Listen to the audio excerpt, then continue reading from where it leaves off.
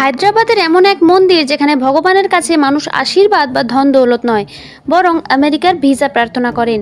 হ্যাঁ, হায়দ্রাবাদের অবস্থিত চিলকুর বালাজি মন্দির, যা ভিসা মন্দির নামেও পরিচিত। 1980-র দশকে চেন্নাই মার্কিন কনস্যুলেট দ্বারা প্রত্যাখ্যাত কিছু ইঞ্জিনিয়ারিং শিক্ষার্থী এই মন্দিরে প্রার্থনা করার পরে আশ্চর্যজনকভাবে ভিসা পেয়ে গিয়েছিল। এরপর থেকে এই মন্দিরের নাম হয় ভিসা বালাজি টেম্পল। মন্দিরের প্রধান গর্ভগৃহের চারপাশে ভক্তরা 11 বার প্রদক্ষিণ করে তাদের ইচ্ছা বা ভিসা প্রার্থনা করেন। ভিসা পাওয়ার পর ভক্তদের কৃতজ্ঞতা স্বরূপ 108 বার মন্দিরটি প্রদক্ষিণ করতে হয়।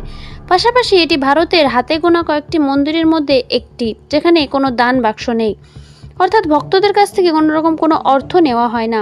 এছাড়াও মন্দিরে কোনো বিশেষ সুযোগ সুবিধা নেই। সাধারণ মানুষ থেকে শুরু করে মন্ত্রী সবাইকে একই লাইনে দাঁড়িয়ে ভগবানের দর্শন করতে হয়। ওসমান হ্রদের তীরে অবস্থিত 500 বছরের প্রাচীন এই মন্দিরটি ভক্তরা তেলেঙ্গানা তিরুমালা নামেও ডাকেন।